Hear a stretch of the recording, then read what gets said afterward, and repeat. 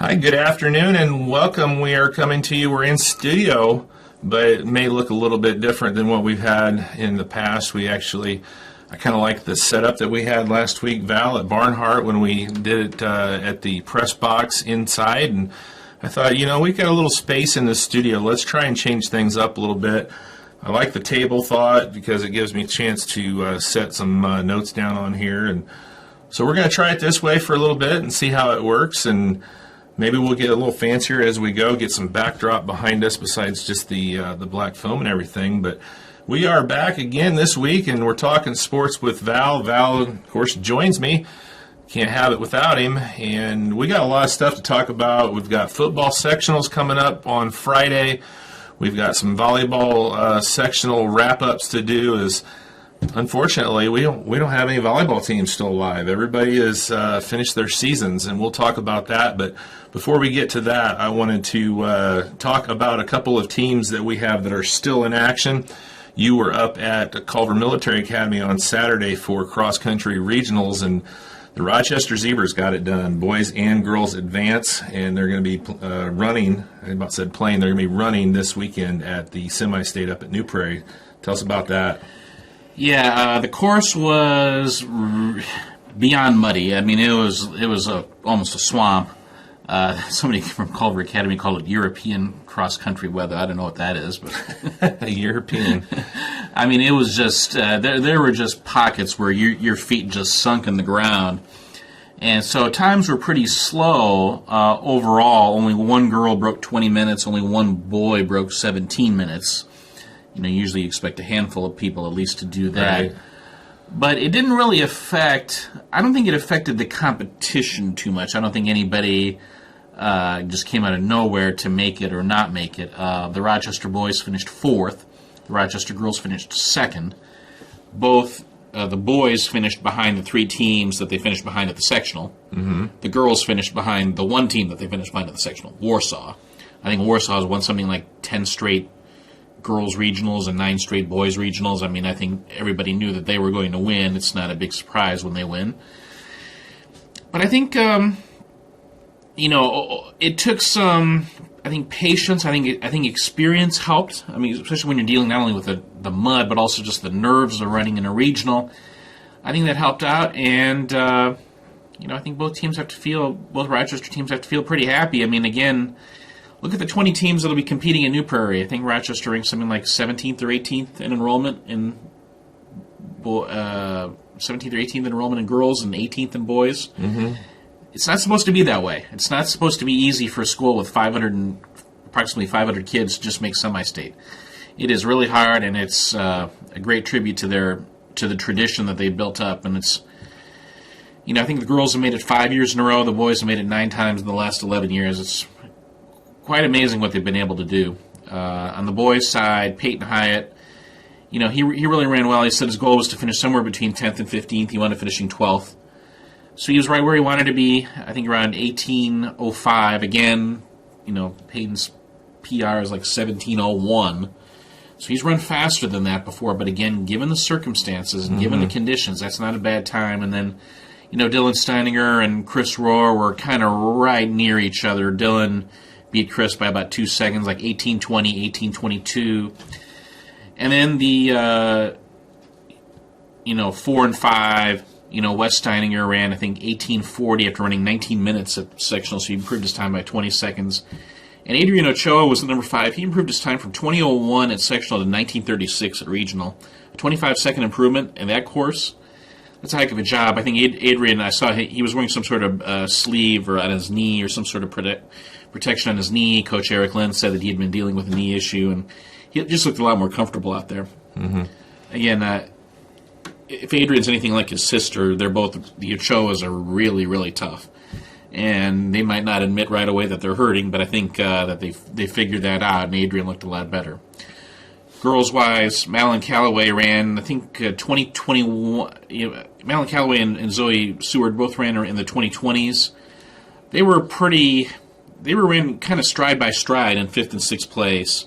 The top 4 had kind of separated themselves from the rest of the pack. And then Madeline and Zoe, I don't think they had to push themselves for most of the race. It was pretty certain where they were going to finish.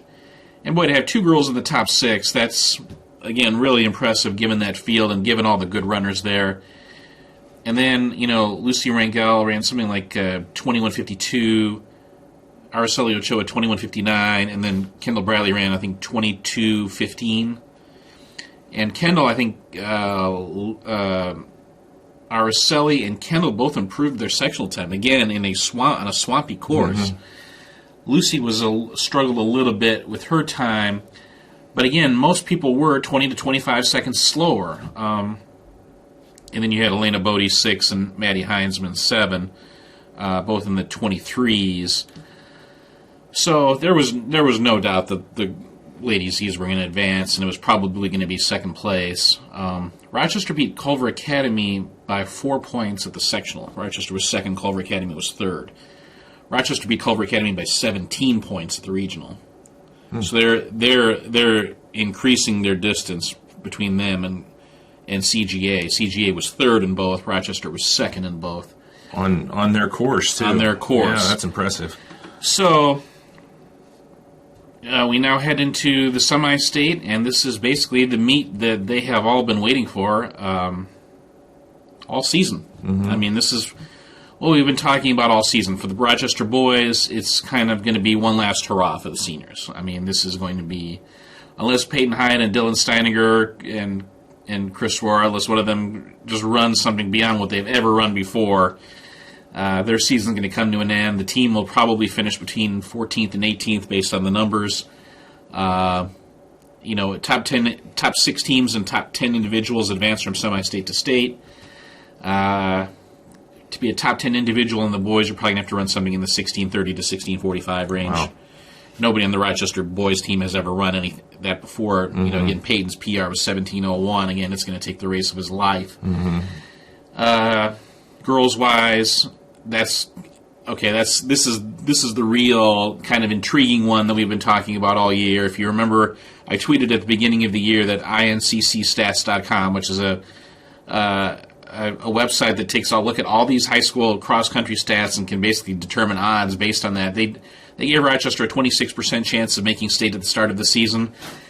It's probably less than that now, unfortunately, just because the Rochester girls have not just had those times that we would have thought, and maybe you could say that's due to the injuries that Callaway and Ochoa had, but we'll see. It's going to, I did a little research. Wheeler was the 6th place team at last year's semi-state. They got the last spot at state. And it's an interesting point of comparison because Wheeler's about the size of Rochester, about 500 kids, maybe a little more. Yeah. And you look at their 6 times. I mean, okay, and then again, Wheeler was 6th at last year's semi-state. Rochester was 13th. Rochester's 1, Madeline beat Wheeler's 1. Rochester's 2, Zoe Seward beat Wheeler's 2. But it was Wheeler's 3, 4, and 5. They were really tight pack all around, all in that between 2025 and 2035, all in that little pack. Rochester's not shown that ability to be that type of pack, and that's why they're kind of the underdogs going in terms of finishing in the top 6. In a lot of ways, the key is going to be, Lucy Rangel, Araceli Ochoa, and Kendall Bradley. They're all going to have tremendous races. They're all going to have. I mean, I know Araceli's ran like 2010 before. She gets to run something like that, but she's coming back from a stress fracture. It's expecting too much, but again, this is what they're hoping for, I guess, praying for almost. Yeah. So you have Araceli, then Rangel is going to have to probably run a PR, probably run something in the 20s, and Kendall's going to have to run something in the low 21s, maybe. So maybe they can. That's their best hope. But I mean, again, it's hard. It's hard to say just do this because they haven't done it this year. But again, all the work has led to running your best race this Saturday. Yeah. Well, we wish them all the best of luck, and not only the Rochester teams have advanced, but we did have some individuals that have advanced to Saturday's semi-state as well. On the boys' side, Caston's Austin Daigle. He was the top area finisher, not Peyton Hyatt. It was Austin Daigle. Austin was just great. He was, only about a step or two behind the lead pack all day. And again, to run the time that he did, I think he ran something like 17:50. And that was on a muddy course, only about 3 seconds slower than his sectional time. Austin ran great. I think he finished 9th overall. That was a tremendous time. So he's going to semi-state as an individual. He was the only Caston runner to go. Caleb Stinson and Brady Evans didn't make it. And, Colby Wegner from Winamac, he was like about a step behind Peyton Hyatt most of the race. He made it, I think he had this number 7 spot, so he made it. Unfortunately, Christian Cardenas, number 11 among individuals, and only the top 10 advanced, so tough for Christian. I think he missed by about 4 seconds. Oh, wow. Making it tough. So only Colby will go from Winamac, and then the Three Valley kids, their season is all done. Isaac Whetstone really finished the season strong, though.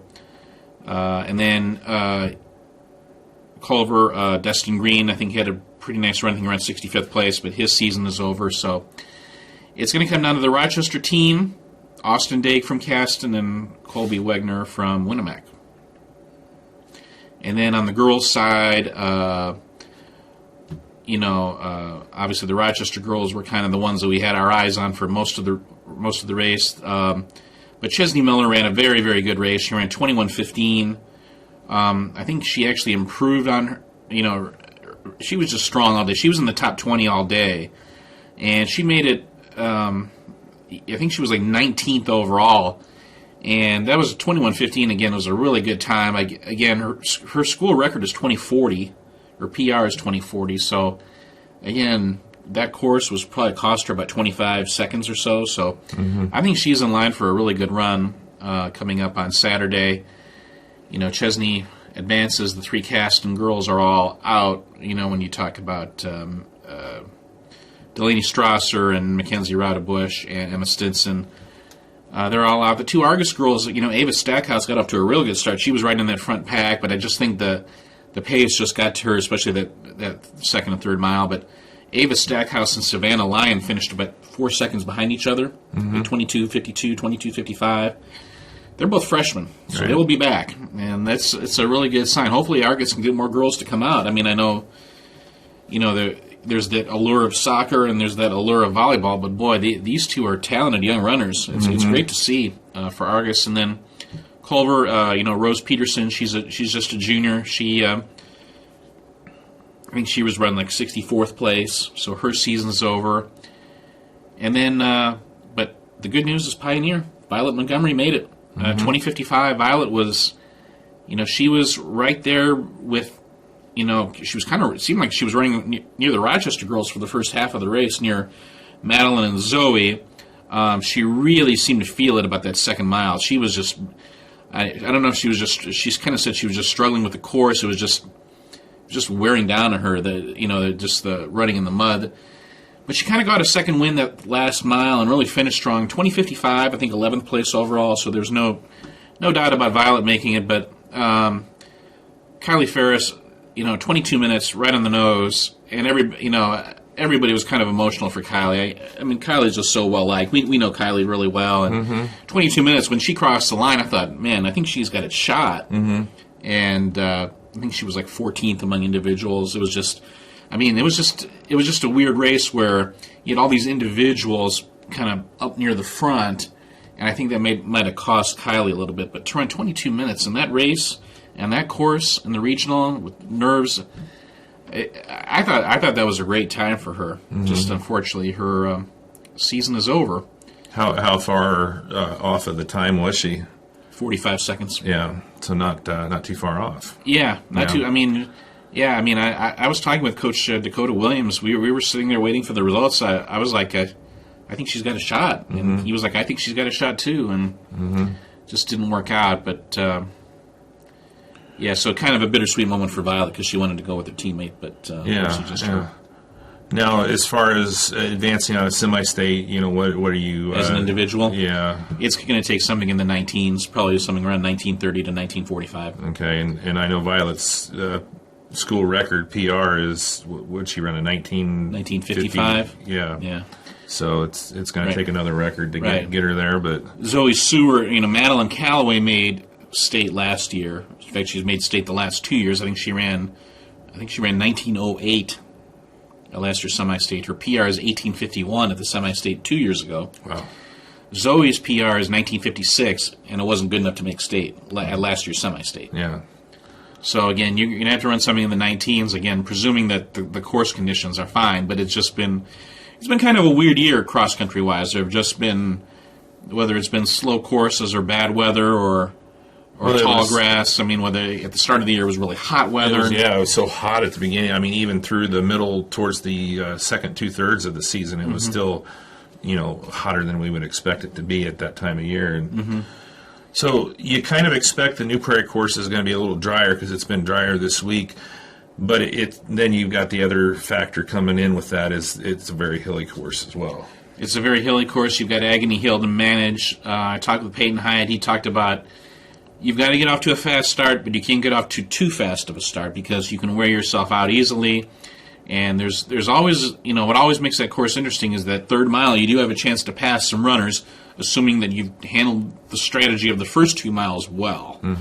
And Peyton has done that. And again, a lot of the Rochester runners, they run very well at that New Prairie course over the years. Yeah, so there's nobody that we have that's running that hasn't run that course, so they all know what to expect and what they're getting into. Multiple times. And, I was talking with Peyton afterwards, and of course Munster will be there, and that means that Rochester will be running against Scott Stahlbaum. Oh, yes.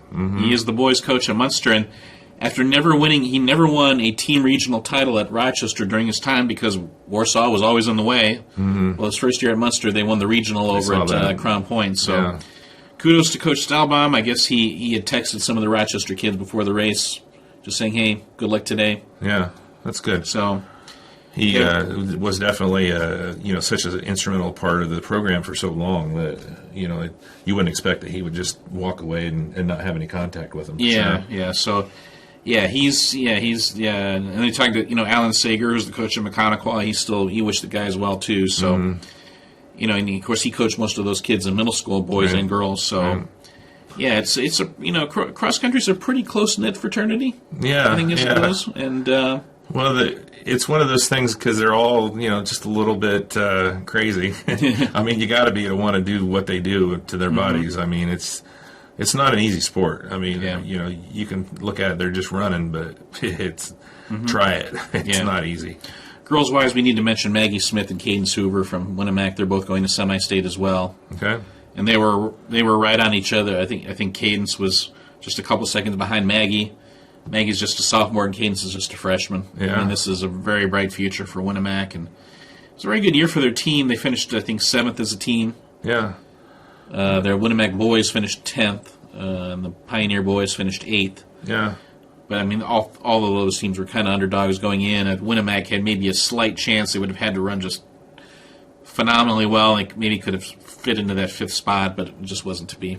I think they had two young runners, though. Yeah, I think we both agree that both Winamac teams probably performed better than we anticipated they would. Yeah, especially the boys. I didn't see the boys doing it. The boys only had 6 runners, so they didn't have that buffer of maybe having a 7th. So, Coach Bennett, he's run a consistently good program at Winamac over the years, and I see no reason why that's going to stop. And they've had just a good pipeline of runners. I know they have a really good 8th grade girls runner, her last name is Croft. Yeah, we know. So we know some people in that family. So I think they'll continue to have a really good girls team moving forward. Yep.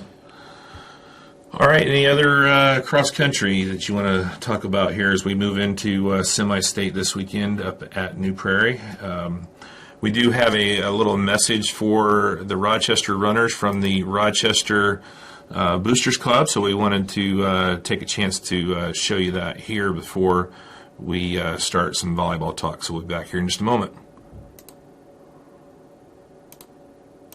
Rochester Booster Club congratulates the Rochester High School boys and girls cross-country teams for qualifying for semi-state. Support your Zebras as they go for the championship by becoming a part of the Rochester Athletic Booster Club. Show your black and gold pride with your financial donation to ensure that the Rochester Athletic program thrives. Email rochester500club@gmail.com or find us on Facebook as the Rochester Athletic Booster Club.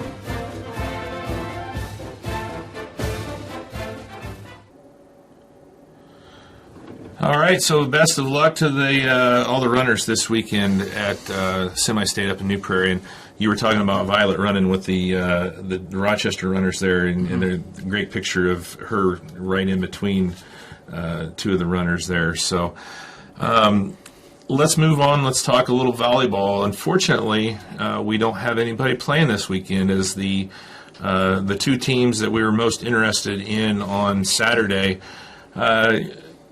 Argus, bless their hearts, we didn't figure they'd have too much of a shot. They went down straight sets to Oregon Davis in the semifinal round. They had the first round bye. We kind of, anticipated Rochester and Pioneer would make it possibly into the evening. For Pioneer, it started off a little rough with Northfield, but they were able to recover after losing the first set and get beyond Northfield. We'll talk about that in a minute, but I wanted to talk Rochester first. You were at cross country. I was up at Bremen for that one, and I don't think it was a matter of they didn't play well. I think it was just a matter of I think we kind of underestimated what South Central was. I mean, they were really good. We got some highlights here for that game, but it just seemed like Rochester was struggling to get things to go down on the other side of the floor, and just for whatever reason, just South Central was just a really strong team that just was. I thought I put some highlights in here for them. I don't seem to see them. Go ahead, Val, while I dig up these. I'm sorry. Emily Hughes, I know, led the way with 10 kills, but it's kind of a disappointing end for. With Emily and Lexi Thomas and Kylie Houston and Kenzie Bradley, those are four seniors who really, enjoyed a lot of winning during their high school careers, and they had won, sectional titles as both sophomores and juniors, and it's kind of a disappointing end of their career. I know Emily had 10 kills, but I think South Central might have had a few more weapons that day, but I'm kind of trusting you because I know you saw the match in person. Yeah, it was, 25-22, 25-14, 25-21? Yeah, and it was kind of like this. It was a little technical difficulty for me. I didn't really have as much of an opportunity to watch it as because we were having internet issues, and I was trying to make sure to still film the game because we weren't able to go live. So I was recording that and then going back in, and apparently I thought I had the highlight clips here for that, and I don't have it in here. So another technical difficulty with the Rochester game, but yeah, it was just one of those games. I mean, I don't think Coach Leap, if you talk to her after the game, was obviously she was disappointed. You want to win, you want to advance, but the South Central Satellites, they took care of LaVille in the championship match pretty easy, and it's going to be interesting to see, how far they can go, because they seem to have, the complete package with, the blocks up front. I mean, it was just hard for Rochester to get anything across, and when they did get it across, it was hard for them to get anything on the floor, and they just did a really good job all around. Right. Typically, again, I was at the match 2 years ago when Rochester beat South Central in the sectional. They had trouble, I think, handling Rochester's tempo. And again, I think just Rochester playing that tough schedule that they play, they build up that tempo, and it's just hard for the other team to kind of keep up in the long run. But it sounded like that was not. I don't think Rochester ever played with great tempo all year, and I think that's something that South Central was able to do. Yeah, definitely. Whether that was something through, kind of learning through, those losses in the sectionals the past 2 years that maybe prepared them for this year. But yeah, it's very unusual for Rochester to lose in a two-way sectional. It doesn't happen very often. I mean, they lost to Wabash in 2018, but they've won, even with that loss, they've still won 5 sectionals in the last 7 years. Mm-hmm. When Rochester's been in 2A, they've usually been pretty heavily favored in their sectional. And so, now it's kind of an interesting point in the program with, there's not a whole lot of height left, but that doesn't mean there's a lot of athleticism left. They just might have to change their style of play moving forward. Yeah, you're definitely losing a couple big pieces up front, but we saw some nice contributions throughout the year from some of the younger kids. Audrey Bullinger, all season long was solid as a freshman, and you saw some of the other freshmen come in and have some good contributions. You're going to have Kuskasakis back, and you're also going to have Kennedy Leap back, so they're going to provide some stability for you up front. You got Holloway, she probably will have more of a prominent role coming back next year as well. So I don't think it's going to be as much of a rebuild for Coach Leap next year as it was this year. I think Riley Holloway was a really nice story. She had never not only not played at Rochester before, and she had to kind of integrate herself in the lineup that way, but she had never played varsity volleyball before either, and I think she got off to a little bit of a slow start, but she was playing really well by the end of the year. Yeah. It was really, kind of, when the ball was hit in her direction, you felt pretty confident. Yeah. But, with, Lett and Strasser and Bollinger, it's going to be, that group of freshmen is going to be pretty interesting moving forward, and, Mia Hadashell, I think, got a little bit of varsity time during the year, and I think there's high hopes for her as well. Yeah, kind of as a back row player. Right, she can be solid in that back row, and she can, she's not real big, but she can hit the ball across the net, with some velocity even from the back row. So, there's definitely some positive things on the horizon for the Rochester Zebras. I don't think that they're going to let this take them too far down, and I think they'll be back and better than ever come next year. Yeah, assuming that they don't move up to 3A. Yeah.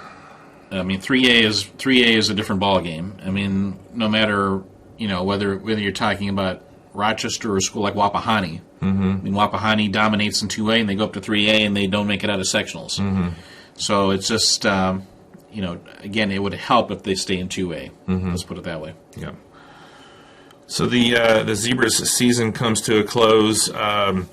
We were at Southwood for the championship game. We talked a little bit about that Northfield game with the Pioneer Panthers as they were able to get past the Norse. It was, it was a little bit of a rocky start for the Panthers in the morning game against Northfield.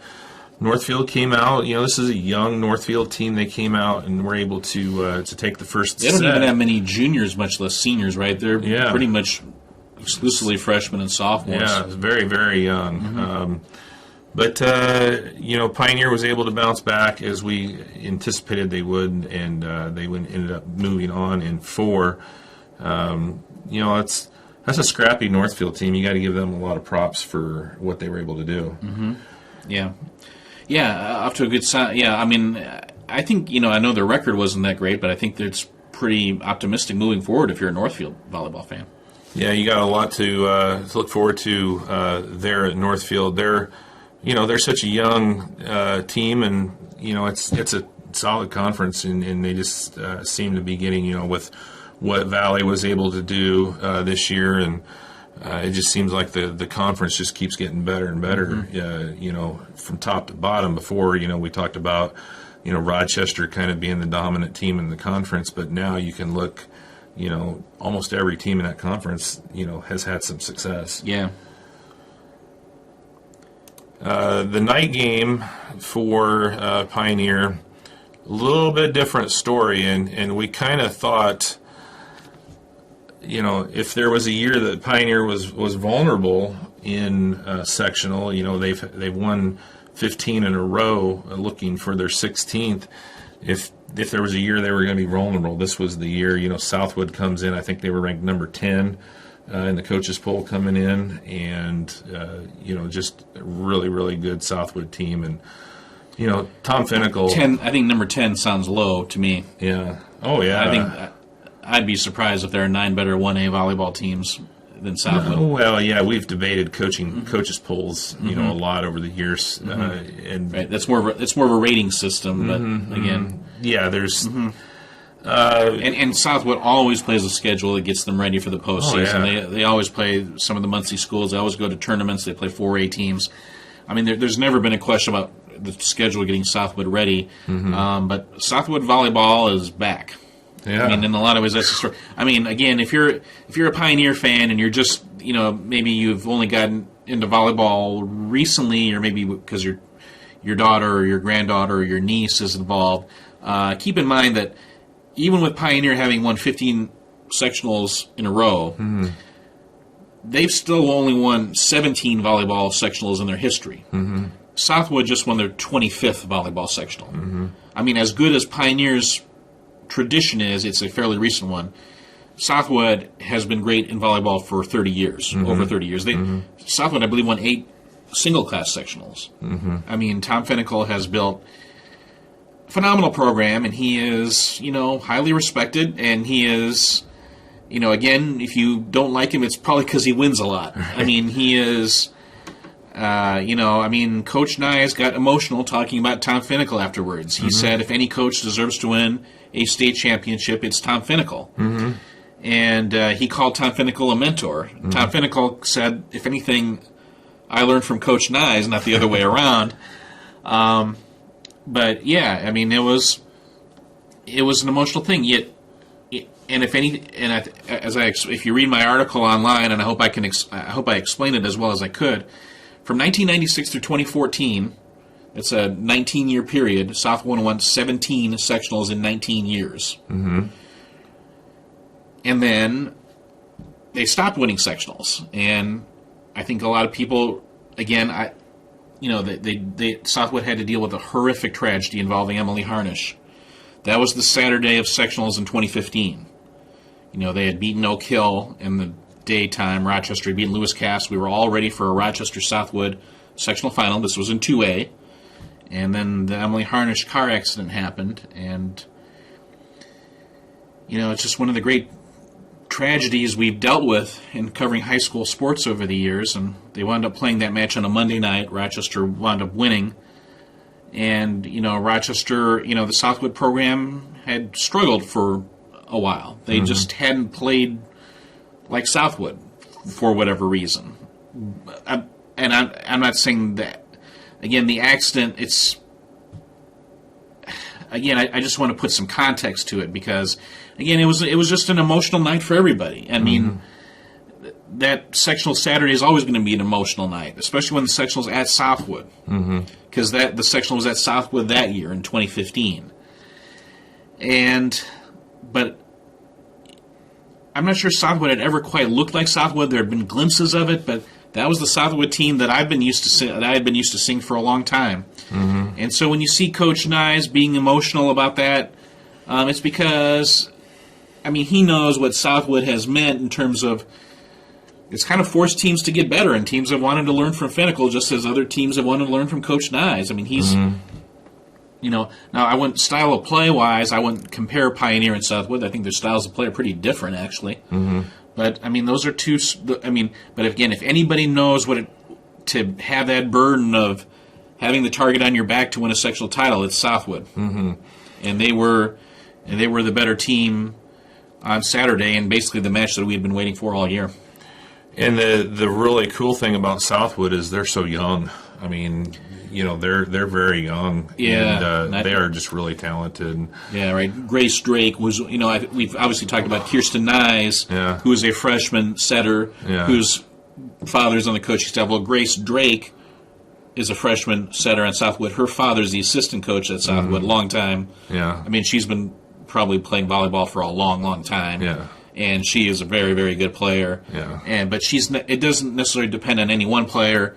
We had talked a lot about, if you've seen Southwood play, and I had seen them play Rochester and Valley, we had talked about number 12, Marissa Metzger.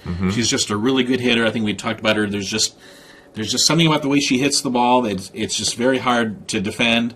She's just very, very accurate, and I think she disguises her swing very well.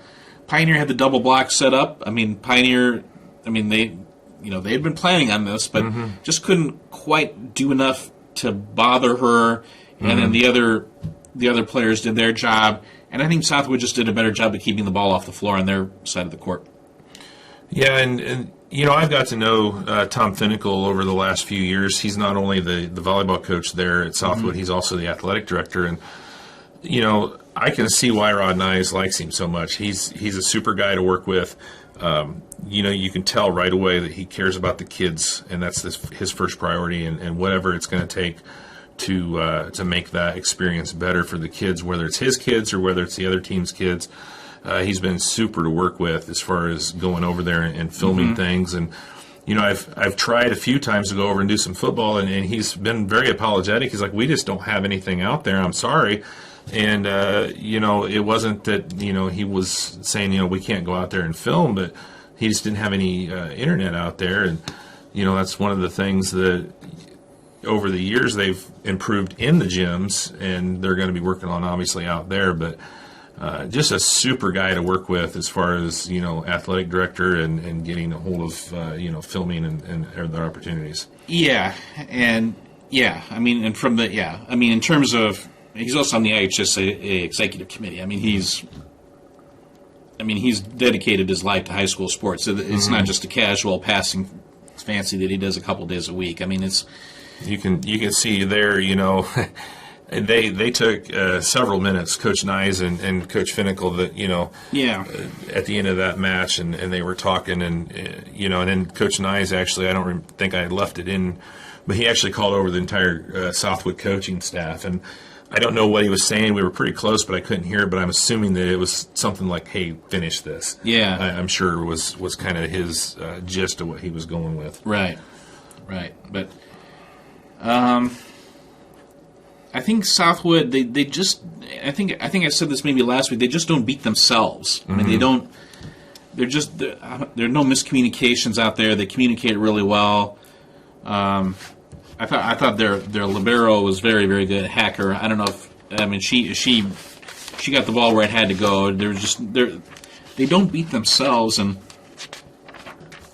Pioneer, I think, struggled a little bit all year in terms of finding roles for kids. Coach Nyes made a switch from a 2-setter to a 1-setter system for the third set.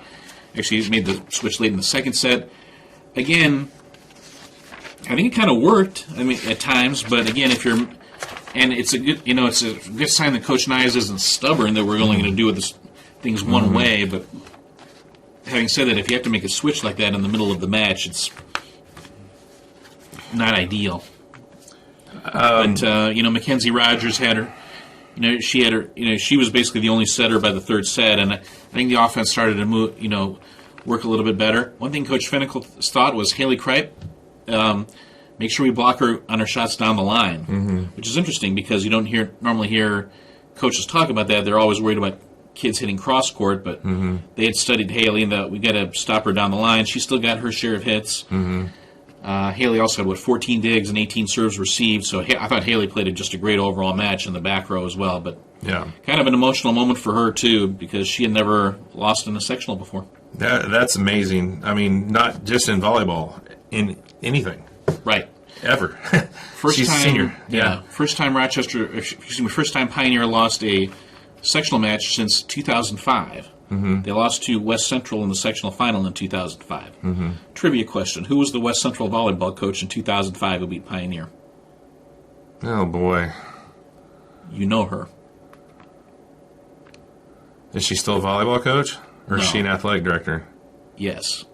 Was it Hurlmeyer? Yeah. I didn't know she was a volleyball coach. She was, yeah. You said West Central, and okay.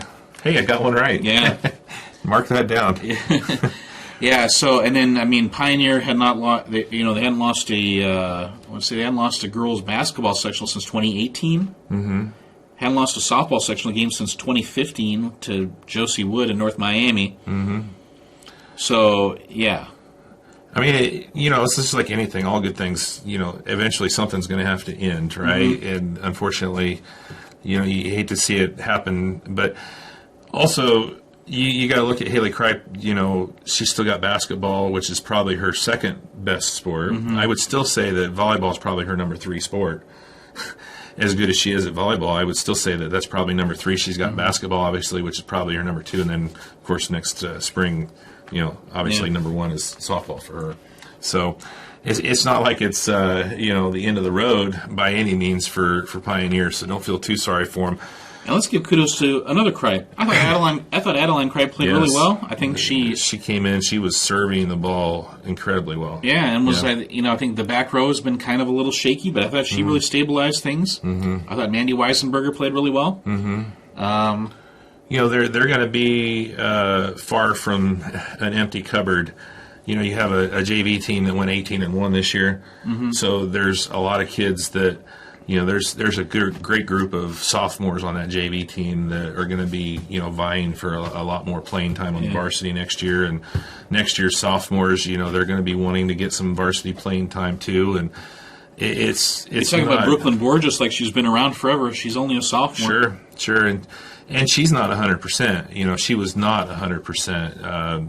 After that ankle injury towards the end of the season, so she wasn't exactly as good as we've seen her in the past in the sectional, but still, very, very good, very talented player, and she'll be back obviously next year. You got Weisenberger that's going to be back next year. You got Kripe, Addie Kripe that'll be back next year. Rogers is going to be back. Attinger, she came in, she played well. She didn't play as much against Southwood, but she played well against Northfield. She played well in the quarterfinal match against Lakeland.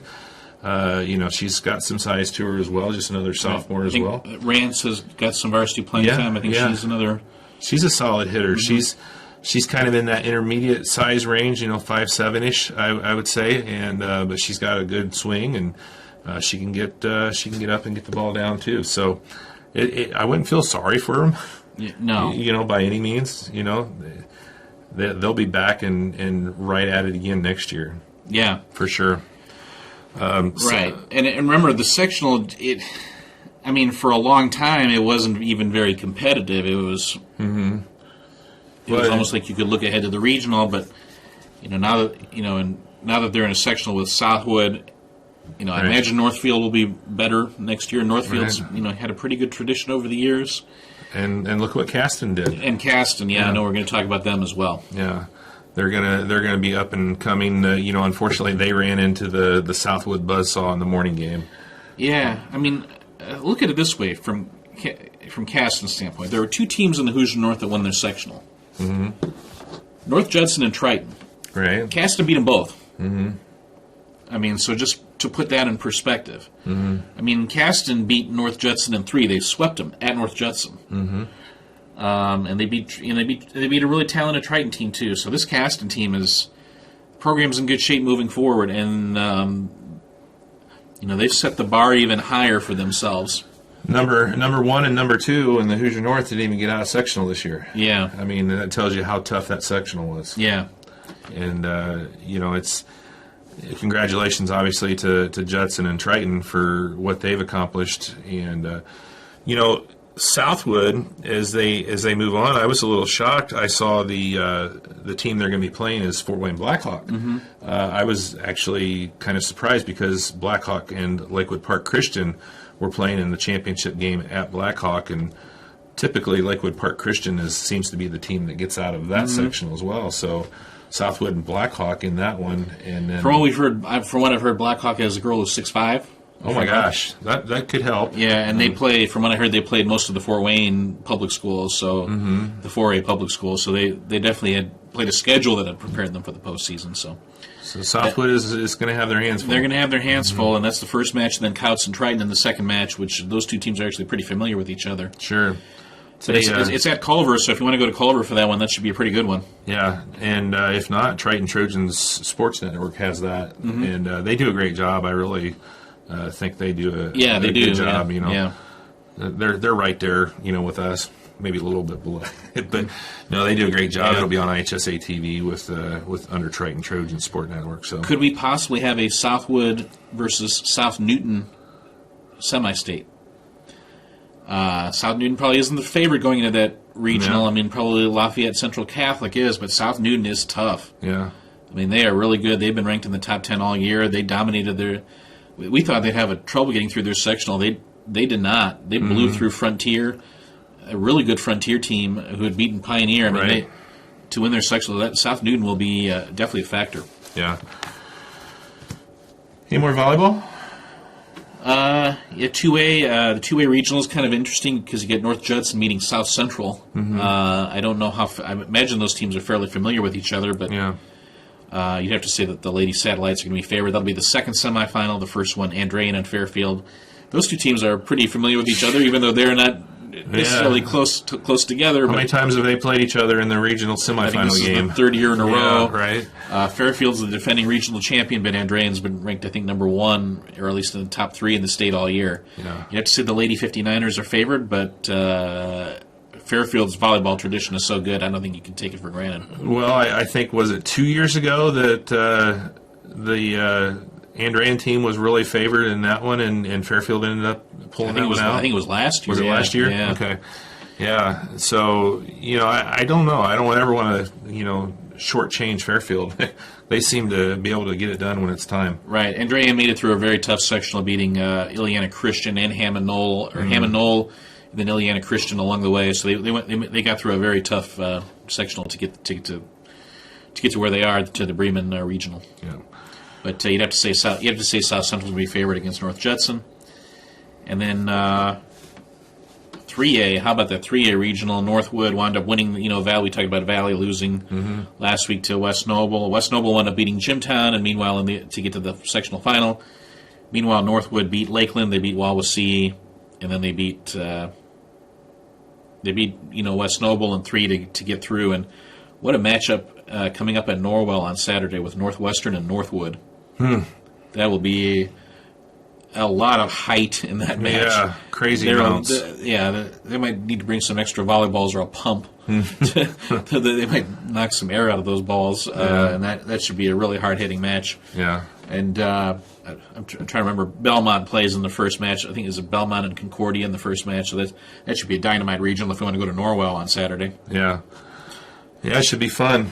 Yeah, so, Winamac, tough match against Rensselaer. I mean, they had struggled against Rensselaer in the regular season, struggled again on Saturday.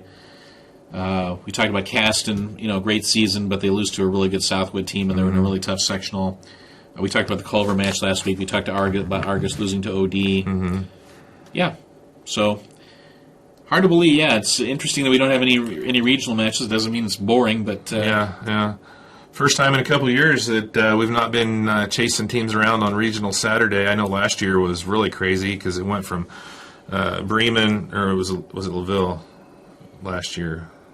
Were we at Bremen or Laville? We were at Laville last year. Laville for the regional. So we went from Laville down to Culver and helped out with the Pioneer game, and then back up to Laville for the Laville, they lost in the first game. So down at Culver helping out with that. But, that was the game where Pioneer made that huge comeback against that really good Lakewood Park team in the first game. And so it's going to be a little weird, I guess, not having anything going on. You'll still be busy, though, on Saturday up at New Prairie. So a little less stress trying to cover a bunch of different things. So, well, let's take a break, and let's come back. We'll talk football here on Talking Sports with Val when we get back in just a moment. Thanks for tuning in. New season at Timbercrest Senior Living Community, North Manchester. On a 104-acre campus with beautifully designed apartments, Timbercrest provides maintenance-free living for today's active seniors. Join a community where neighbors become friends. Get involved in an activity or club and let your passions follow you here. Restaurant dining is available, or cook up something delicious in your own apartment. With multiple floor plans, let Timbercrest do the work while you enjoy doing the things you love. Call to schedule a visit today. The Winning Edge is your local provider for all your sport and school athletic needs. From providing customizable sportswear to engraving trophies, The Winning Edge strives to help teams find their edge on the playing field. Call 574-223-6090 or visit their website at www.thewinningedgeathletics.com.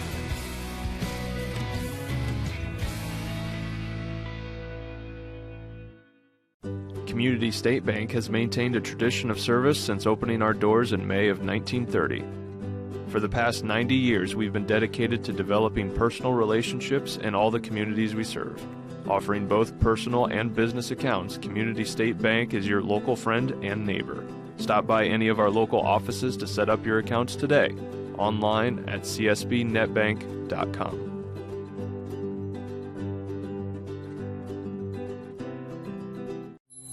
RTC Fiber Communications knows the internet is evolving, taking new twists and turns. as we add our input, make our choices, and follow the light that connects us all. It's quite a journey, one to experience with the fastest speeds available.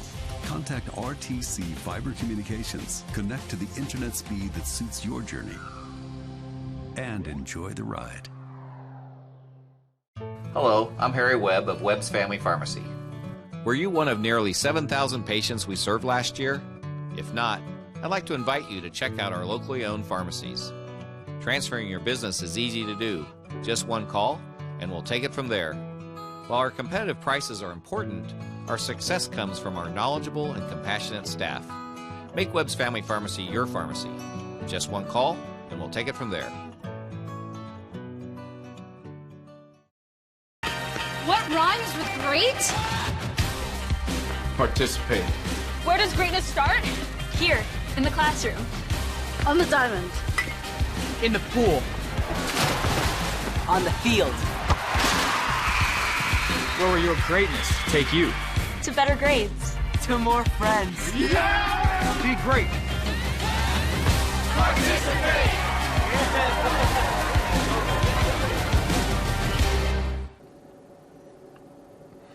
All right, hey, welcome back. Here we're talking sports with Val. We've been through cross country and volleyball, and so now we're going to wrap things up here this evening with a little bit of football talk. And hard to believe, Val, but this season has just flown by. It's hard to believe that we are already going into postseason play. You're not a sports writer. The season has not flown by. It's been a really long season. Yeah, I mean, but it's still, we're girls basketball practice has started. And, You're not sitting at a desk at midnight on a Friday night finishing off a story. I've been sitting at a desk a few times on Friday night at midnight. Okay. There's doing some editing maybe, but not finishing a story, and then listen to my phone go ding ding ding ding ding ding as all the emails come through from Val at 2 a.m. But it was a really fun season. I mean, we had some ups and downs. It really has been. I mean, I was really, obviously we had Pioneer last year, who was just so good, and we knew from the start that they were going to be a really good team. This year, I think it's been a lot more competitive. I think there's been a lot more good games, and we've had 2 undefeated teams in our area with Valley and Winamac, and then Pioneer turning their season around, and Rochester just. Oh yeah. I mean, they were tied for the biggest turnaround in the state, right, from season to season. Right, and one of them where they were tied with was Fort Wayne Lures, which was kind of interesting because I don't think anybody's thinking of Fort Wayne Lures as a turnaround story. I mean, they made it to semi-state, they made it to the state championship game last year. Yeah, but yeah. Well, they went into the playoffs with 4 wins last year. Yeah, so the regular season wasn't that good. But Lures just suffered their first loss the other night to Snyder. Yeah, but you also got to look at who they play from week to week. Jeez. Yeah, incredible. Like you said, Fort Wayne Snyder is a huge school. I think they're 5A. You got Carroll and Homestead. They're all 6A schools up there. I mean, just big schools. And as we've always said, never look at Fort Wayne Lures' regular season record. It's not worth the time because they're a 2A and they're playing 5A and 6A, and they're just if you look at their regular season record and just say, oh, they're 3 and 6 or 4, but then you're already beating yourself psychologically. They're always going to be really good. They're always play a really tough schedule. So it's interesting that Rochester is benching in the same sense with Fort Wayne Lures. Yeah, I mean, I remember when they lost to Southwood that first game, and I know a lot of people were down. It's kind of like, well, geez, wasn't this supposed to be a rebuilding year for Southwood, and they still won 45-26. And I was kind of like, this team's going to win a couple of games this year. I thought, I didn't know 5 games. I wasn't quite sure about that. So that they won 5 is really a great accomplishment for them. So with Valley, Winamac, Rochester, Pioneer turning their season around. It's been a fun year, and for schools like Caston and Culver, it's a chance to start over again and and they've got winnable games right off the bat. Well, let's talk a little bit more here with the Zebras because they defeated Mechanical 44-12. We got some highlights from the game here for you. It was a really close game right out of the get-go, and You kind of wondered because, after the Zebras had scored, McConaughey comes back and one play, bang, they're gone. Yeah. So you wondered if it was going to be just a wide open, game and if the Zebras could keep up. Right. But in a lot of ways, there were just some little adjustments they had to make, and they just had to get, as Coach Schaefer said after the game, we just needed to tackle better.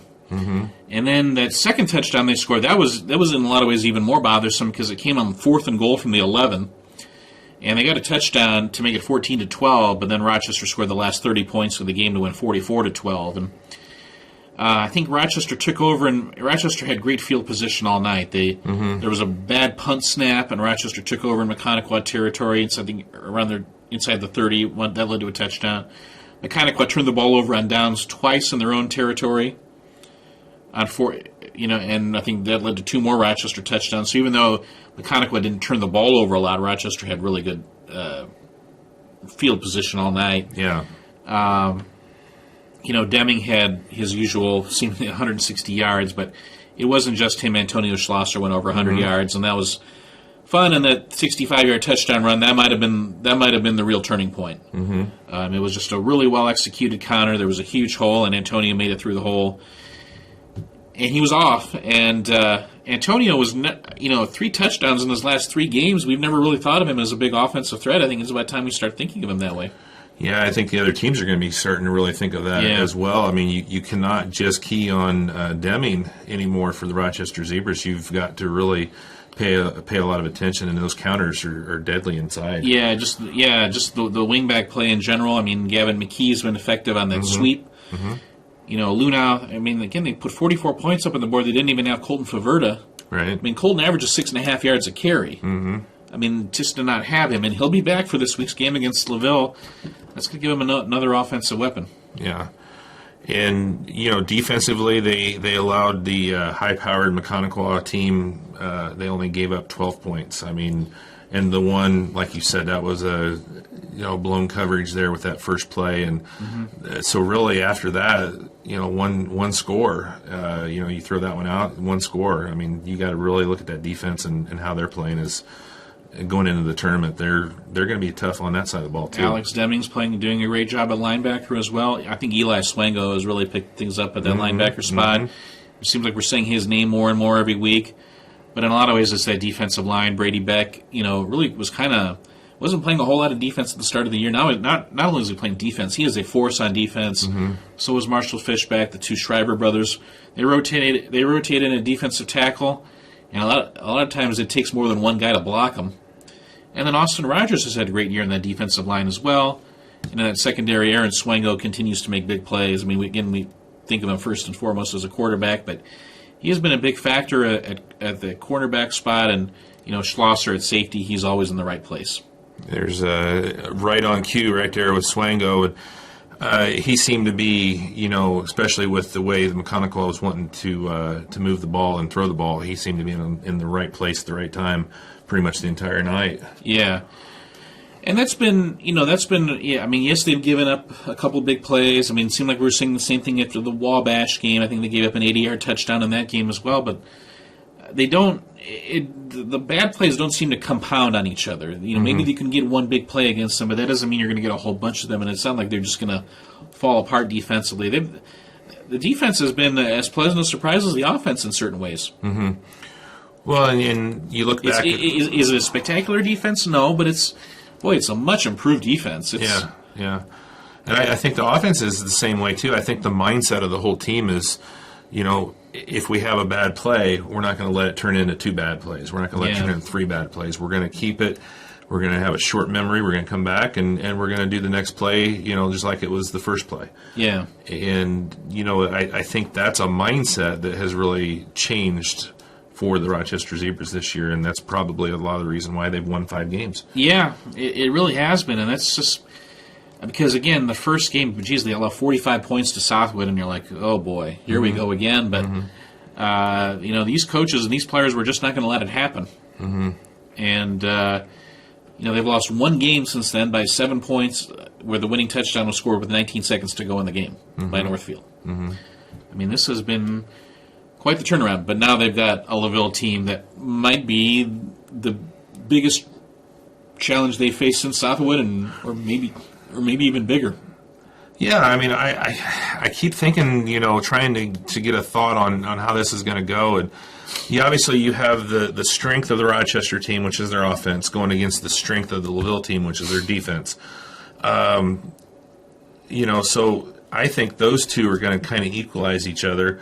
It's going to be the other side of the ball, Rochester's defense against LaVille's offense.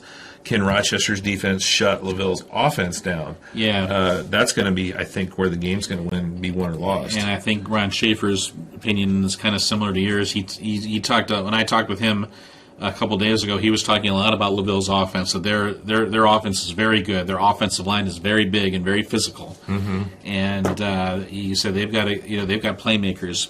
And if you saw some video of LaVille's win over Culver last week, that receiver, Owen T. Smith, I think is his name, he caught 2 touchdown passes, and that first touchdown catch that he made about 30 seconds into the game, that was just a really athletic play where Lucas Plummer threw the ball up, and he just made a play with 2 Culver defenders right near him. Mm-hmm. And he just, that was just a great athletic play. Paul DeWitt had over 100 yards rushing against Culver last week. I think he's been averaging around 6 yards a carry on the season. And then they got that other running back, Rich Hart, who's pretty tough as well. I can see a lot of off-tackle plays and just the occasional counter. It's pretty good, so even though they're only averaging about 15 points a game, and then take out that 49 they scored against Caston, it's even less than that. But Rochester's very respectful of LaVille's, what LaVille does offensively. Mm-hmm. But, Plummer's kind of, Lucas Plummer, he's really good, but he was, Culver held him to 10 yards rushing last week. Mm-hmm. He's a dual threat. He can run it, but he can pass it. But Culver did a great job of kind of hemming him in and not letting him get outside for big plays. So we'll see if Culver could do that. You'd certainly think Rochester would have a chance to do that as well. Right. Well, obviously, Rochester's offense is much more dynamic than Culver's. Right, and then can LaVille, again, LaVille's defense? I mean, it's really good. They've been, I think, a lot of opponents 8 points a game. Culver did have some success with misdirection plays. Shane Schumann, who was Culver's fullback, had 144 yards rushing. Mm-hmm. So if he had that, what can Alex Deming do against their defense? And it seemed like those kind of backside plays that Culver ran out of their power tee, the trap and stuff, those plays seem to work. Mm-hmm. So can you just play, smash mouth strong side and have that kind of success? I don't know. But maybe some of those, maybe the misdirection plays can work. Mm-hmm. But again, it's... that's really I think this is a really fascinating matchup. It is. It really is. It's probably the most exciting first-round game in Sectional 34. Yeah, I would agree. Yeah, because there's several that you're looking at. You're like, okay, do you get really excited over Delphi Lewis Cass? No. Mm-hmm. Do you get excited about Pioneer Wabash? No. Bremen Manchester, yeah, maybe, but yeah, definitely LaVille and Rochester. That's a first-round matchup that you want to watch. Yeah, again, LaVille's played a lot of close, low-scoring games. You'd have to think first team to 14 wins. Yeah. We'll see if it's the Rochester Zebras. That's going to be an exciting one. We're going to be there, obviously. Val and I will be on the call for that one, so we'll have that one for you. Over at Death Valley, at Tippecanoe Valley High School, the Vikings made some history on Friday night. They did a couple things, undefeated season, undefeated TRC, and TRC champions with the win 56-25 over Southwood. And I tell you, Val, the numbers that they're putting up, 50-plus in the last 4 games, scoring-wise. First time they've done that in school history. They've scored 40-plus in 7 out of the 9 games. Yeah. And they have, on the defensive side, they've got 3 shutouts, and 7 of the 9 games they've only allowed 10 or fewer points. So, I mean, both sides of the ball, Valley is just tough. Yeah, and they've, the defense struggled a little bit, relatively speaking, but of course, by the time Southwood scored, Valley was already up 22-0. They had a little bit trouble. I mean, we had talked about Cole Weiner from Southwood as being the best receiver in the conference. He did catch 3 touchdown passes last week, but I don't think Valley was ever in serious fear of ever losing the game. Mm-hmm. Jamison Virgil was unbelievable. 5 touchdowns, 4 rushing, and then an 86-yard kickoff to cap off his night. What a game he had. And they did it all without Braden Shepard, who was injured. They expect to have Braden back this week. Yeah. Final conference standings for TRC, obviously Valley 7-0, number 1, Peru 6-1, Northfield 6-2. And Peru's only loss was to Valley. Right. Which one would assume that, but I don't want anybody to assume anything because games got canceled too. Right. Northfield 6-2, Rochester 4-2, Manchester 4-3, Southwood 4-4, Wabash 2-4, McComick finishes 2-5, Whitco 1-7, and North Miami 0-8. So, congratulations, Coach Moriarty. And here's the part. Not this week, but next week. Right. To a certain extent, I'm glad, I dropped by Valley last Friday night just to see what was going on there, and they seem to be definitely, I was glad they were enjoying the moment, because they should, because an undefeated regular season is something really special. They hadn't done it in 34 years. Don't let him simplify what he just said. He dropped by Valley after the game, after he got done at Rochester, drove over to Valley and interviewed the coaches over there. That is the kind of dedication we get out of this guy. I tell you, it's pretty amazing. And so it just they definitely had it was definitely a pretty celebratory mood, and it should have been. But now they go to Garrett this week, and Coach Moriarty he raved about Garrett. This might be the toughest opponent they played all year. This is a team now. The problem with Garrett is they're coming off an 8-0 loss to Central Noble last week, and apparently the film was that game. The field conditions were so bad, and the field was so muddy that it was almost. We had a few of those. There wasn't much to be gained by looking at the film. Right. In the previous game, Garrett beat Angola 20-7, beating a 4A team on the road in Angola. Usually pretty solid 4A team on the road. Is that still Andy Thomas up there? Yeah. Is it? Pretty sure he is. Yeah. And so with Garrett, they've got a running back. They've got a quarterback named Lytle. He is going to call his own number a lot, but he'll pass it a few times. And they've got another running back who I think had the ball hit about 34 carries the other night. I think Garrett's going to keep it on the ground, try to keep the Valley offense off the field, and try to just be physical on the line and try to move the Valley defensive line back. That's been easier said than done. That Valley defensive line has excelled in penetration all year and just disrupting opposing teams' running games. I guess, as you look at it, you can't look at Garrett, 4-5 coming in. You can't overlook them and expect that you're going to get to the next week, which is the game that, everybody, we have circled, obviously, right. With, a potential game with Marion. If you're Garrett, this is the ultimate trap game. This is, hey, if we're going to play Valley, let's play them now. Right. Coming off of an undefeated season, maybe looking forward to a second week matchup with Marion.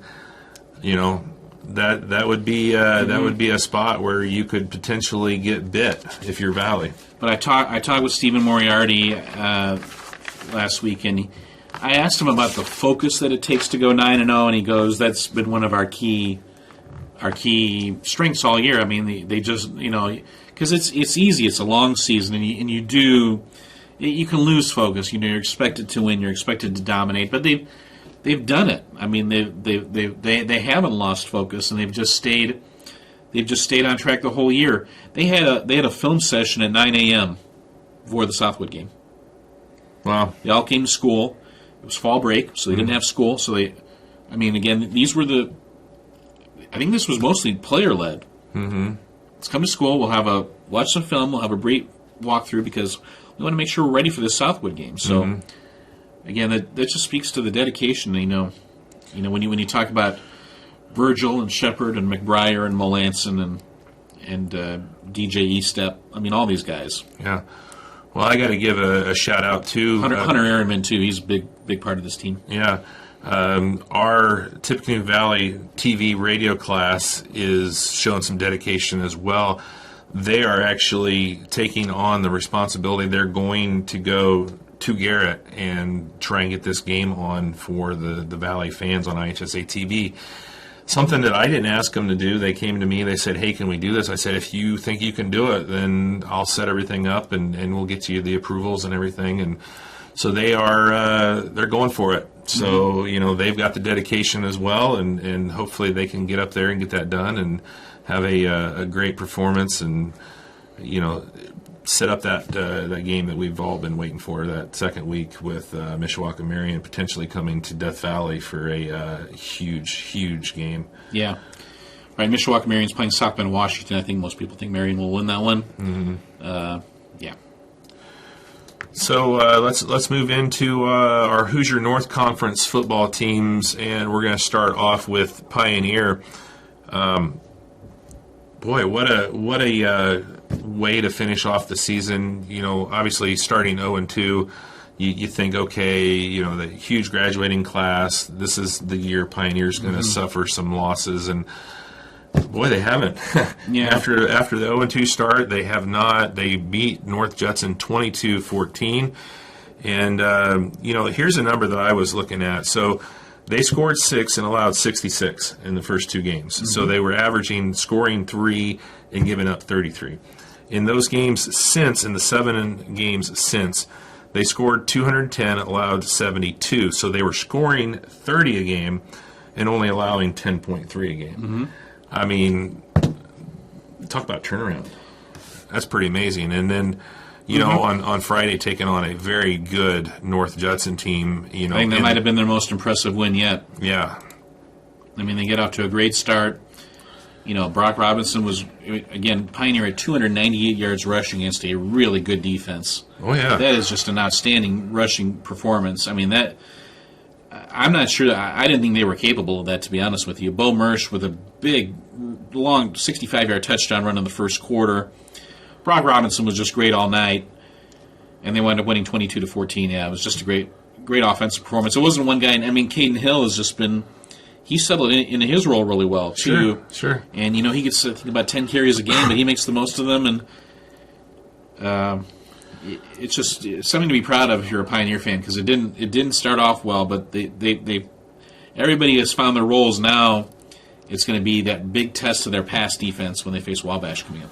You know, and we knew going into the season that it was going to be a huge test for the entire team. We knew that it was going to be a huge test for Coach Barry.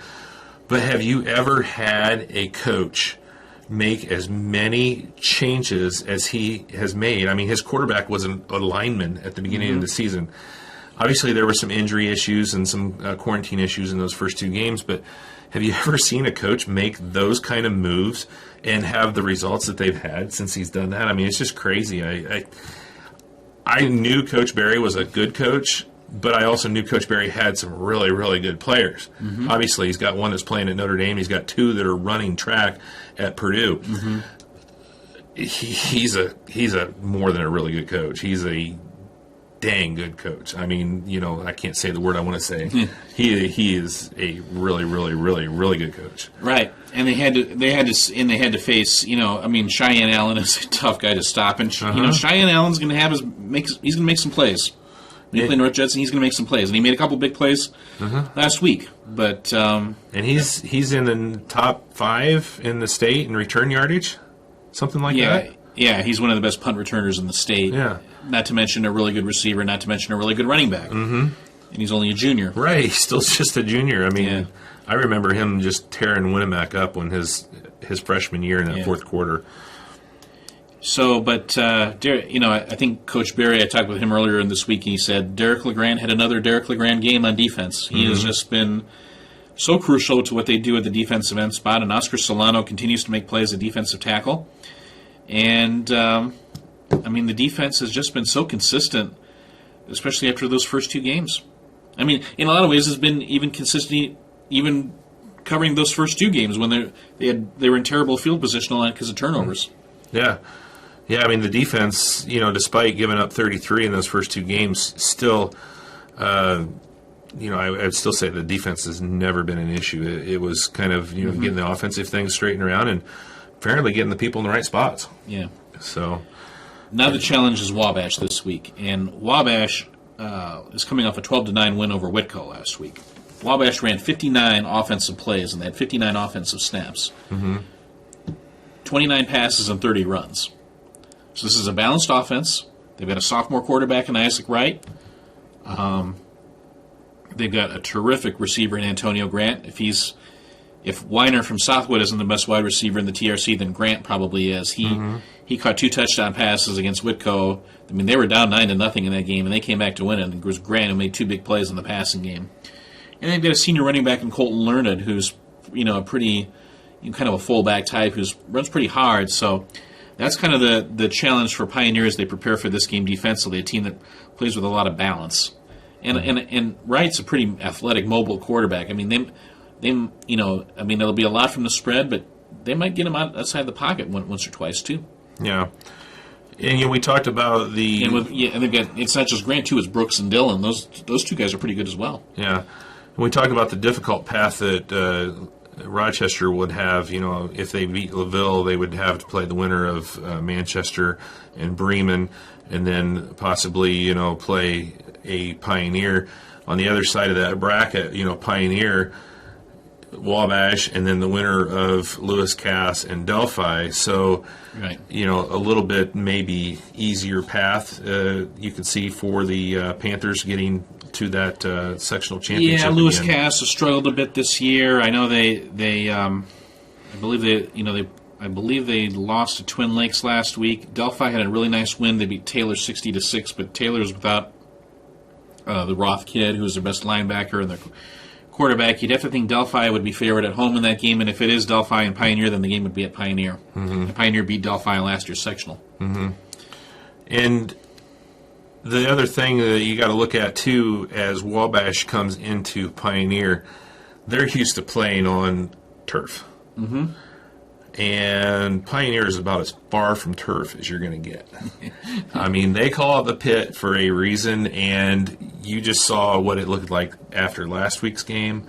It's probably not going to be anywhere close to being 100%.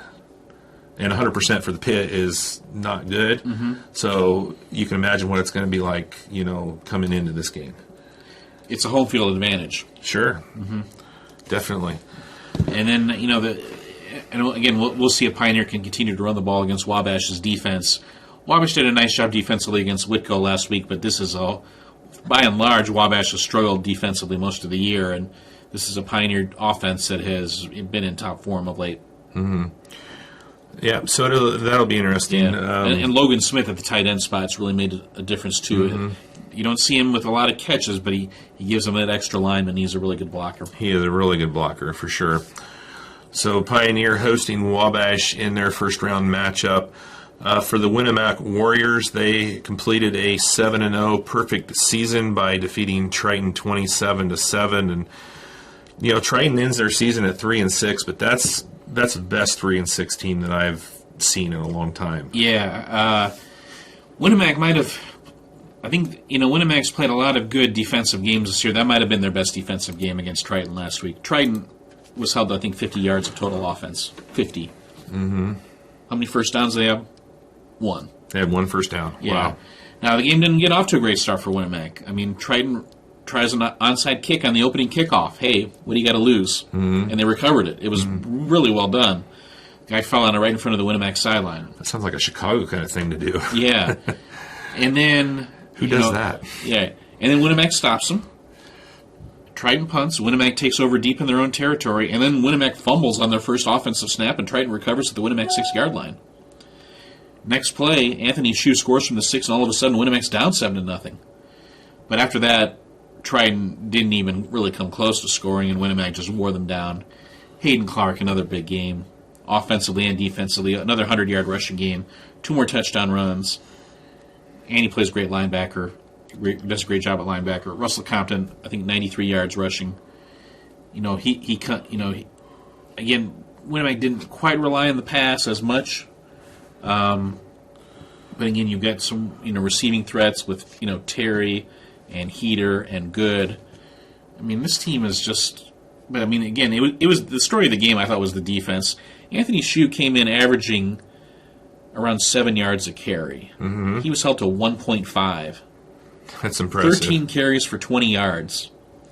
20 yards by far. His previous season low was 86. Mm-hmm. They held him to 20. He had 7 100-yard games. The 86 he had against Knox was the only time he'd been held under 100. And Winamac held him to 20. So Coach Hendricks was just thrilled with his defense, and now they face a West Central team that they shut out earlier this year. Mm-hmm. I got a question. They did senior night there for the Winamac Warriors, and I thought they said at the beginning of the season they had 20 seniors, and they said they had 22 at the senior night. So did they get more seniors, or they just have their own number? I think they might have, yeah.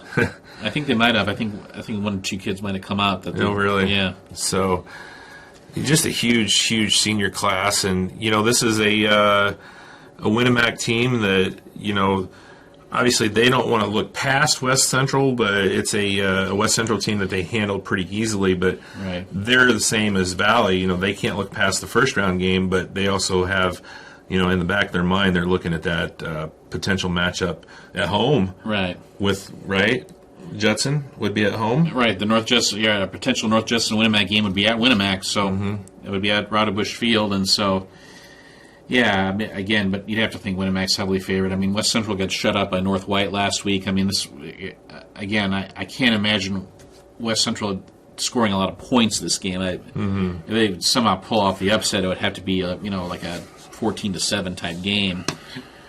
I don't know if they're capable of winning a game like that. And then North Judson should be heavily favored against Lake Station. Who surprisingly isn't playing Culver in the first round. Yeah. That seems to be the MO game here the last few years, Culver and Lake Station. And I'm sure Culver's probably pretty happy that they get a home game for round one and not having to go to Lake Station. Yeah. Because that's quite the drive on a Friday night up into the region. So I've made that drive before. Yeah. Again, I think Winamac they have not lost to West Central since 2012. And if you remember that 2012 season, Winamac lost to West Central during the regular season and came back and beat them like 49-13 in the sectional. It was Coach Roth. I remember he totally switched his defensive strategy. I think he went to more like a Jimmy Johnson, like gap control Dallas Cowboys type defense. And ever since then, Winamac has just dominated the rivalry, the Pulaski County rivalry. Right. Well, they did a nice job on Friday night. Like I said, that's one of the best 3-6 teams you're going to see in the Triton Trojans, and they defeated them 27-7. And for the Warriors, they're the defending sectional champions. They want more, obviously, but they've got to get through a tough sectional first, obviously, before they can move on. And who knows what can happen beyond that. Winamac's ranked number 4 in the final Class 1A poll of the year, which is as high as they've been ranked all year. I think they've been number 4 the last couple of weeks, but this is as high as they've been all year. And this is, again, it's they're in a great spot. I mean, this is, if there's ever a year to make a postseason run, this is the year. Yeah. Well, that's where it gets a little scary, right, if you're Coach Hendricks, because, that's kind of what everybody thought last year with Judson, and then Winamac comes in and knocks them off. So sometimes when you're the one that they think is going to go, and that puts a little bit of pressure on you. So hopefully they can get it done again this year and send these seniors out with a couple of really nice wins. I imagine the players have not looked at any film of North Judson. They have been strictly ordered not to look at any film of North Judson or to make any social media comments about North Judson for a while, but I wouldn't be surprised if the coaches have maybe taken a peek at some North Judson film. I bet they've taken more than a peek, but it's you don't want to look especially ahead. Especially since they haven't played them yet. Right. Which they usually have by this time of year. Right. So you don't want to look ahead, but they're probably looking a little bit ahead. But so the other game, a couple other games yet to cover. So Caston was at home for their senior night, hosting the Knox Redskins. Yeah. It's the top half of the sectional 41 draw that's really interesting. Between Caston, South Central, South Newton, and Culver, one of those 4 is going to be in a sectional final. Right. And Caston, South Central, you could look at that game and say, that's a toss-up game. I know John Harrell has South Central winning that one by just a little bit, but this is a Comets team that when they're on, they're good. They could definitely go on the road on Friday night and knock off South Central. And if you saw that Knox-Caston game from last Friday, the first thing you noticed was, boy, was that field muddy. The second thing you noticed was Caston was right there the whole time. This was by far the closest Knox-Caston game that has been played since they've been conference rivals. And if there's just that kind of woulda, shoulda, coulda, if they make that stop on Cohen Watson in the fourth quarter and he doesn't get loose, Caston probably gets the ball back down 13-6 with a chance to maybe tie or win the game. The game was that close. It was that competitive. Caston's two-quarterback system, it seems to be working. Landon Schaefer gets, I think, the majority of the snaps, but Grant Hickle, for some particular kind of plays, if the defense is giving them some particular kind of looks, he'll get some looks too. That first touchdown that Knox scored, the pass, that was just a really nice catch by their tight end.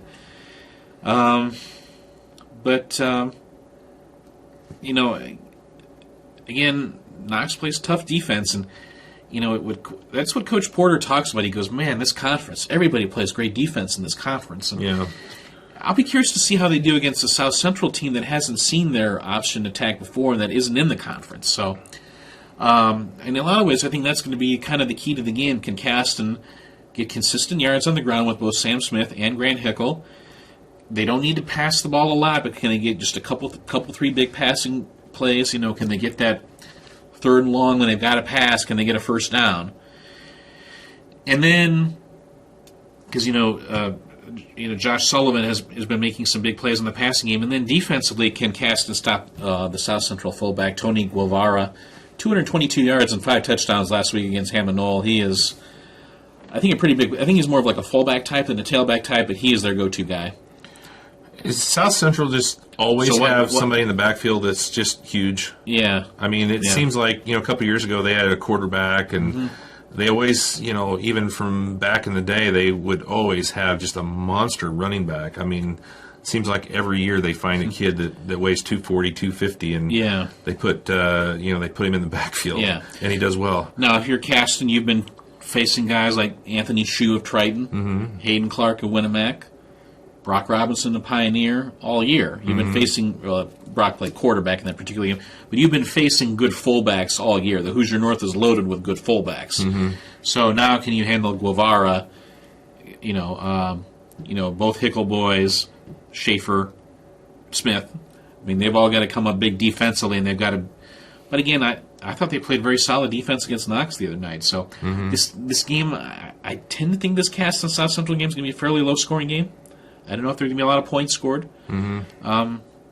Could be who makes a big play in the passing game. I mean, again, neither team passes the ball a lot. But South Central, they got a receiver, number 1, Jacob Oman. He had 2 catches for 72 yards last week, and he is a big factor in their passing game. And Oman's also a really, really good outside linebacker. I think he leads their team in tackles. It'll be an interesting matchup, and I just...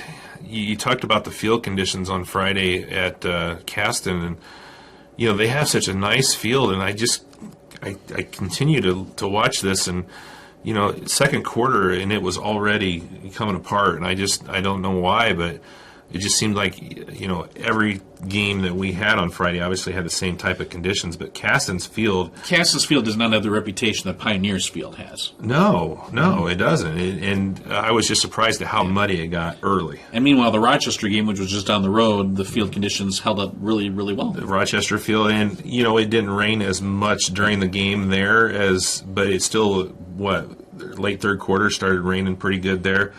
And now Rochester's field is pretty new. Right. It's they only laid down the sod 2-3 years ago. That was Kim Batten's father. 2 years ago. Yeah, we had Mr. Batten did we that. had live coverage of that for a week.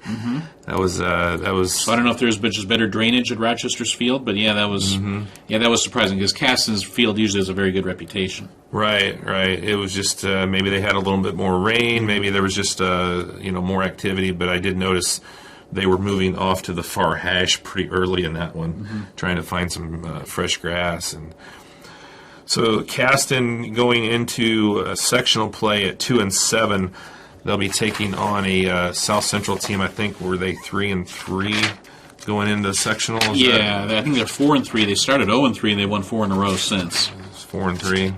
But again, the toughest part of South Central's schedule was early. Again, just from a common opponent standpoint, South Central lost to Triton 18-16. earlier in the year. Caston lost to Triton 35-16. And that was first game, so you kind of, take that with a grain of salt as far as both of those teams. Yeah. Because everybody changes a lot from game 1 till game 9. So let's move on up the road. Let's talk a little Culver football as they were hosting LaVille. It was supposed to be at LaVille, but apparently LaVille's field conditions were even worse than anybody else's because they're like, we can't host a game. From all my reports, there was actually standing water. They redid their field a few years ago, and I don't know if they didn't get some drainage done right or what, but it's been kind of having that same type of problem, so they decided that they would move this to Culver. So it was kind of an odd situation because Culver usually lets their students in for free. They had to pay to get into their own facility, and then the LaVille students were able to get in for free at Culver. So kind of a strange situation there. And Culver was wearing their road uniforms. LaVille was wearing their home uniforms, all that stuff. But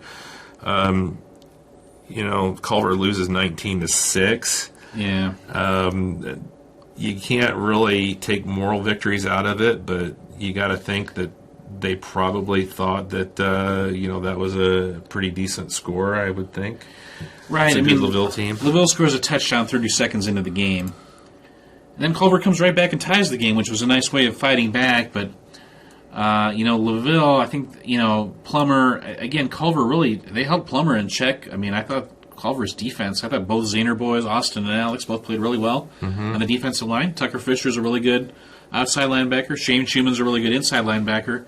But I thought the LaVille receiver Smith just made a couple of big plays in the passing game. And but again, LaVille was held to around like 230 yards, 240 yards of offense. I think if you told Mike Zahner before the game, I think he would have taken that. But the offense had its.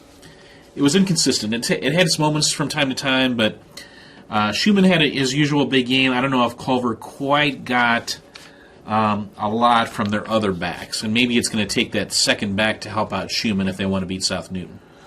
Yeah, and I've done a couple of Culver games, and it seems like obviously you said Schumann is going. You're going to get yours with Schumann, right? Right. He had 24 carries, and South Newton knows they're going to deal with a lot of Schumann. Yeah. Blake Thompson, from time to time, you've seen him really come in and have some good runs. You've even seen Jason Cadle a couple times, have some good runs, but just never been able to get that conconsistency that they've. Right. Emiliano Ortiz has been playing banged up. He gets a few carries, but not near what he had from last year. Right. It's a shame because he's really a good kid and he's a good running back, but I don't know if he's been able to carry the ball as much as they would have liked, but it's maybe to get that second back where it'll take South Newton's attention away from Schumann just for a little bit. What do we know about South Newton? I mean, they come in with a 5-4 record. Coming off a shutout last week over Frontier, I believe it was. Yeah, their first shutout in 6 years. Yeah. So this defense is playing pretty well. I mean, the previous, again, they had that 39-game losing streak where, teams just scored at them at will. I mean, remember one of those games was Jack Kaiser senior year was 86-0. Oh yeah, I remember that. Right. I mean, they were really down for a long time. So kudos to Coach Beavis at South Newton. He was named, I think, one of the district coaches of the week by the Colts. Yeah. So good to see that they're getting some attention. They've got the two Cruz boys, Caden and Corbin. Caden is the quarterback. Corbin's the running back. I believe Caden's a senior and Corbin's a junior. And Caden's gonna call his number a lot. I think he had something like 26 carries last week. And when he doesn't call his own number, he's going to give it to his brother.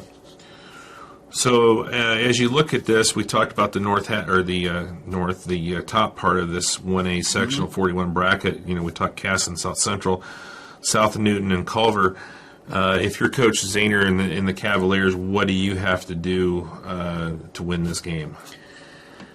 I think you're going to have to play disciplined defense on Caden Cruz and not let him make any big plays. And I think part of it is just keeping him off the field. And part part of keeping them off the field is get first downs on offense and just continue to dominate time of possession like you have been. That's the biggest thing, obviously. I think if this game comes down to which team is more physical on the line, I'd go advantage Culver. I know South Newton's much improved, but I don't think the Midwest Conference prepares you for the postseason the way the Hoosier North does. I don't think it even close, really. I don't think playing, with all due respect to teams like Tri-County and Frontier and North White, I don't think that prepares you like playing, Winamac and North Judson and Triton and.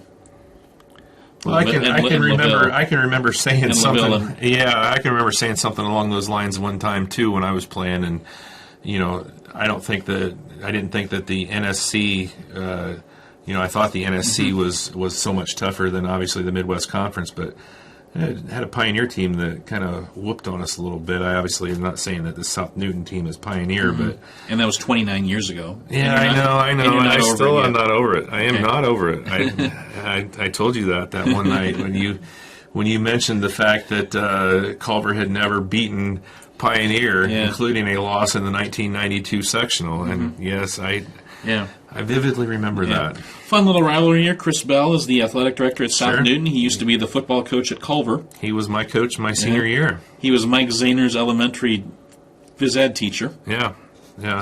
So he will be back. Of course, the last time South Newton played Culver was the 2011 sectional. And he was the coach. And he was the coach at South Newton. They won 27-21 at Culver. So I remember that game. That was Salary and Stevens, and that was Bazinski, I think, was playing, and that was a really fun group of Culver kids to watch. I remember that game pretty vividly. It was a little bit of an upset, I thought, but it was a great South Newton team, and who ran a spread and really ran it well. Again, I think they're going to be.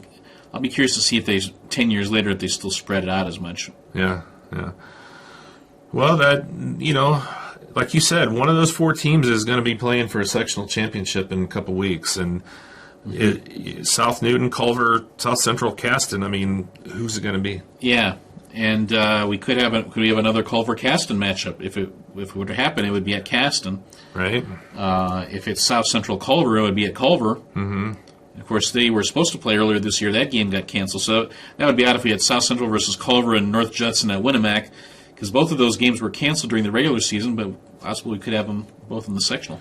And that Culver South Central game has been kind of strange the last few years. It's been basically dominated by Culver, but yet South Central has won. And it seems like in late fashion, turnover here, a late touchdown there, and so South Central's kind of had Culver's number, but it's going to be some interesting first round matchups up there.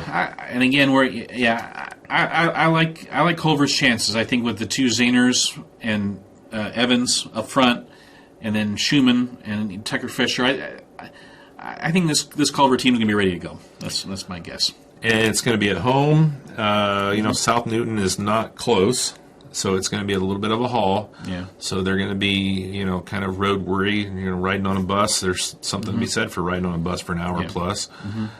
So, it'll be interesting. Caston will be on the road at South Central. South Newton will be at Culver. And both of those games are 7:30 starts at South Central and at Culver, 7:30 Eastern. Yeah. We will have... All the other games in our area are 7 o'clock starts, including the game at Garrett. It's 7 o'clock. Right. We will have Culver South Newton on IHSA TV. Caston will not be on. Winamac West Central will not be on. And then I think Lake Station and North Judson. I don't know how Judson's doing that now with their NFHS situation. I think they can put it on, but if you're interested in watching that. But Culver wins and Caston wins, it'll be at Culver. If Culver wins, Culver and Caston win, it'll be at Caston. Yes. If Culver wins and South Central wins, it'll be at Culver. If Caston wins and South Newton wins, it would be at South Newton, right? Is that how the bottom? If Caston and South Newton both win, it would be at South Newton, Yeah. So, and then if we get what we expect in the bottom half of that bracket with North Judson and Winamac, then it would be a Winamac game in round number 2. So, Well, anything else you want to throw in here, Val? We're getting close to wrapping up here for today. Yeah. It's been, like I said, it's been a fun football season. I'm really looking forward to that. The first week has kind of always been kind of the weed out week, but this at the same time would mean a lot for a team like Rochester to win a game. Mm-hmm. I mean, I think we're looking at Valley and Winamac as heavy favorites, considered they're undefeated. But for like Rochester to win a game, that would mean a lot. Yeah, it would. That'd be a great cherry on top of a 5-2 season to win a first round sectional game, and you get that first W and you like that taste, and you never know what could happen if they end up going up to Bremen or. If they would happen to get an opportunity to be back at home again versus Manchester. Think about Caston. They beat North Miami last year in the first round of sectionals. Again, they have a history of that. Playing in the Hoosier North gets you ready for the postseason. Yeah. Well, it'll be fun. We're going to have the Rochester-LaVille game on for you on IHSA TV and on Channel 4, so we hope you can tune in. Let us know if you like this format. I kind of like it. It eliminates a little bit of post-editing work that I normally have to do as, Val's writing all the stories and such. So let us know what do you think of this. We're gonna try this for a few times and see how it goes. And yeah. So. By the way, soccer semi-states are Saturday. I know we're done for the year with soccer, but they put all 3 of the girls' games at South Bend St. Joe, and they put all 3 of the boys' games at Kokomo. Not sure why they did that, but interesting. The Andrean girls are playing Tipton. Okay. In the 1A.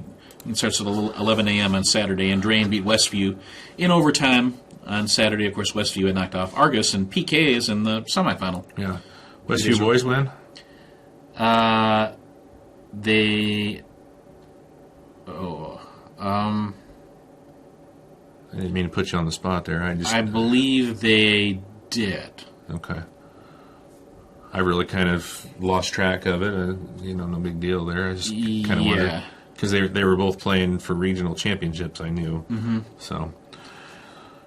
Well, so it's a little weird, because last year, not only volleyball regionals, but we had soccer semi-states. We had both Argus teams still alive last year, and this year it's cross-country semi-state. That's all we got going on Saturday. So, well, we'll be back with LaVille versus Rochester next. If you're watching on 4, if you're watching us online, you got a little bit of a sneak peek preview as we're filming this live on Thursday. Didn't have anything going on Thursday night, so we didn't really feel like that we needed to wait till Friday. So let us know what you think of the format and how it worked, if you like it or you don't like it, or we just talk too much. I don't know. So my writing appears at rtc4sports.com or rtc4.com, and my Twitter is @Val T Sports. Follow Val on Twitter. Right. If you don't think I'm writing soon enough about events, I get it, but I'm writing a little longer articles. And but again, if you want the up-to-date information in terms of scores, we're always really timely on Twitter. You don't have to wait until the next day to find out who beat whom. Yeah. We're right on top of things, especially on a football Friday night. Right. All right. Well, we'll look forward to some Week 1 sectional action coming up next. All right. Thanks, everybody.